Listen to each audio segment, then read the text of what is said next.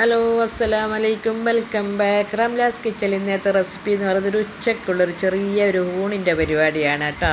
അത് എങ്ങനെയാണ് നമുക്കതൊന്ന് പെട്ടെന്ന് കണ്ടാലോ. അതിന് വേണ്ടി ഫസ്റ്റിൽ ഞാൻ ചോറാണ് ഉണ്ടാക്കുന്നത്. അത് വെള്ളം വെച്ച് തിളക്കുമ്പോൾ അരിയിടുക. അത് നന്നായി തിളച്ച് വരുമ്പോൾ ഞാൻ റൈസ് കുക്കറിലെടുത്ത് അത് മാറ്റി വെച്ച് അതൊന്നടച്ച് നമുക്ക് മാറ്റി വെക്കാം. അത് അവിടെ കിടന്ന് വേവട്ടെ. ഞാൻ ആ ചോറിന് വേണ്ടി ഇന്ന് ഒഴിച്ച് കറി ഉണ്ടാക്കുന്നത് മുരിങ്ങക്കായ് വെള്ളരിക്ക കൊണ്ടുള്ള പുളിശ്ശേരിയാണ്. ഒരു വലിയ വെള്ളരിക്കൻ്റെ പകുതി എടുത്തിട്ടുണ്ട്, അതേപോലെ ഒരു മുരിങ്ങക്കായും എടുത്തിട്ടുണ്ട്. അത് നന്നായിട്ട് നമ്മൾക്ക് ചെറിയ കഷ്ണങ്ങളാക്കി വെക്കാം. ആക്കി വെച്ചതിന് ശേഷം ഞാൻ മൺകലത്തിലാണ് ഞാൻ പുളിശ്ശേരി ഉണ്ടാക്കുന്നത്.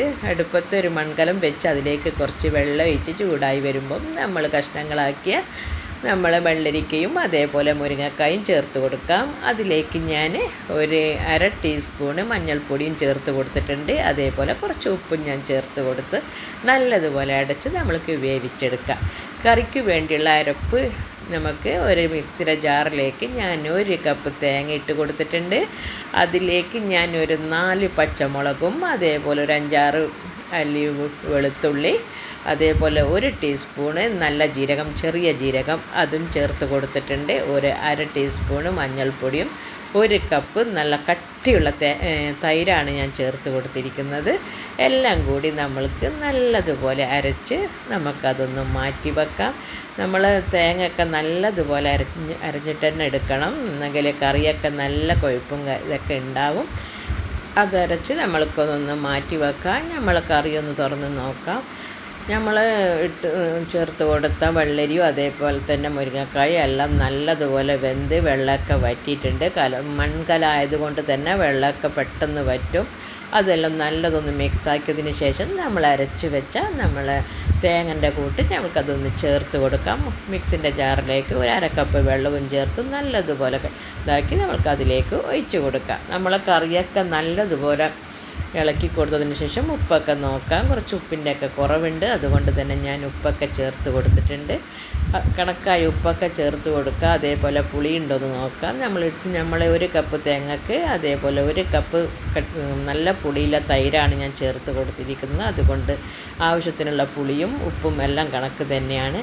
നല്ലതുപോലെ നമുക്ക് മിക്സാക്കാൻ. നമ്മളെ കറി ഒട്ടും നല്ലതുപോലെ തിളപ്പിക്കാൻ പാടില്ല. സൈഡുകളിൽ നിന്നും അതേപോലെ ഇങ്ങനെ തിള വരുമ്പം തന്നെ നമ്മൾക്കതൊന്ന് ഓഫാക്കി വെക്കണം.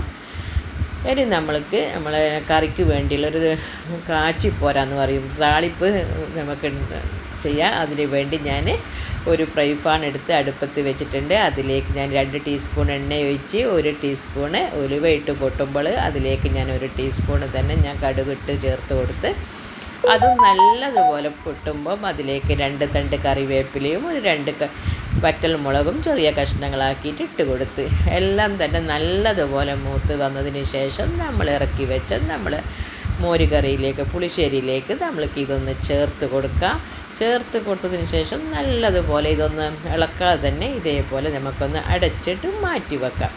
ഇനി നമ്മൾക്ക് വേണ്ടതെന്ന് പറഞ്ഞാൽ അടുത്തത് ചെയ്യുന്നത് നമുക്ക് ചോറിന് ഒരു തോരൻ വേണം. ഞങ്ങൾ കണ്ണൂർ ഭാഷയിൽ പറഞ്ഞ വറവ് വേണം. അതിന് വേണ്ടി ഞാൻ പാറ്റുമ്പോഴാണ് നമ്മൾ വലിയ പയറുണ്ടല്ലോ അതെടുത്ത് നല്ലതുപോലെ ചെറിയതായിട്ട് കഷ്ണങ്ങളാക്കി വെച്ചതാണ്, അരിഞ്ഞെടുത്തതാണ്. അതിലേക്ക് ഞാൻ ഒരു 1/4 കപ്പ് തേങ്ങയും ചേർത്ത് കൊടുത്ത് അതേപോലെ 2 തട്ട് കറിവേപ്പില, ഒരു ചെറിയ ഉള്ളി, 3 പച്ചമുളക് എല്ലാം അരിഞ്ഞിട്ട് കൊടുത്തതിന് ശേഷം ഒരു 1/2 ടീസ്പൂണ് മഞ്ഞൾപ്പൊടിയും ആവശ്യത്തിനുള്ള ഉപ്പും ചേർത്ത് കൊടുത്തതിന് ശേഷം നല്ലതുപോലെ കൈകൊണ്ട് തിരുമ്പി വെക്കാം. ഒരു ഫ്രൈ പാൻ അടുപ്പത്ത് വെക്കാം. അതിലേക്ക് ഞാൻ 1/2 ടീസ്പൂൺ എണ്ണ ഒഴിച്ച് കൊടുത്ത് അതിലേക്ക് ഒരു കടുകും ഇട്ട് പൊട്ടുമ്പം നമ്മൾ തിരുമ്പി വെച്ച് ഈ വറവിൻ്റെ പയർ അതിലേക്ക് ചേർത്ത് കൊടുക്കാം. എല്ലാം കൂടി മിക്സാക്കിയതിന് ശേഷം നല്ലതുപോലെ അത് ചെറിയ തീയിലവിടെ അടച്ച് വെച്ച് നമുക്കൊരു 10 മിനിറ്റ് വേവിക്കാം. വറവൊക്കെ നല്ലതുപോലെ വെന്ത് വന്നിട്ടുണ്ട്. തുറന്ന് 10 മിനിറ്റ് കഴിഞ്ഞപ്പോൾ ഞാൻ നോക്കിയതാണ്, നല്ലതുപോലെ സോഫ്റ്റായിട്ട് വന്നിട്ടുണ്ട്. അതൊന്ന് മാറ്റി വെക്കാം. അതിൻ്റെ ഇടയിൽ ചോറും നല്ലതുപോലെ വെന്തിട്ടുണ്ടായിരുന്നു. ഞാനതെടുത്ത് ഗ്യാസുമ്മൽ വെച്ച് കുറച്ച് വെള്ളമൊക്കെ ചേർത്ത് ഒന്ന് തിളപ്പിച്ചെടുത്തതിന് ശേഷം ഒരു അരിപ്പയിൽ കൂടി നമ്മൾക്കതൊന്ന് ഊറ്റി വെക്കാം.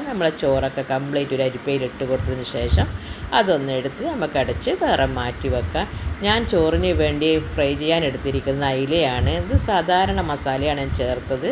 കുറച്ച് മുളക് പൊടി, അതുപോലെ തന്നെ മഞ്ഞൾപ്പൊടിയും, അതേപോലെ ഒരു 1/2 ടീസ്പൂൺ കുരുമുളക് പൊടി, 1 ടീസ്പൂണ് സിർക്ക എല്ലാം കൂടി ചേർത്ത് നമുക്കത് ഫ്രൈ ചെയ്തിട്ട് അത് ഞാൻ മാറ്റി വെച്ച് പിന്നെ നമുക്ക് ചോറൊക്കെ ആയി. ഞാൻ ചോറിന് വേണ്ടി ആക്കി പുളിശ്ശേരി ഉണ്ട്, തോരനുണ്ട്, പപ്പടം, അതുപോലെ അച്ചാർ, ഫ്രൈ. ഇതൊക്കെയാണ് എൻ്റെ ഇന്നത്തേത്. എല്ലാവർക്കും എൻ്റെ ഈ ഉച്ചയൂണ് നിങ്ങൾക്കൊക്കെ ഇഷ്ടപ്പെട്ടിട്ടുണ്ടെങ്കിൽ ഒന്ന് ലൈക്ക് തരണം, സപ്പോർട്ട് തരണം. ഇനിയും ഇതേപോലുള്ള നല്ലൊരു വീഡിയോ ആയിട്ട് ഞാൻ വരുന്നതാണ്. അസ്സലാമു അലൈക്കും. Thank you.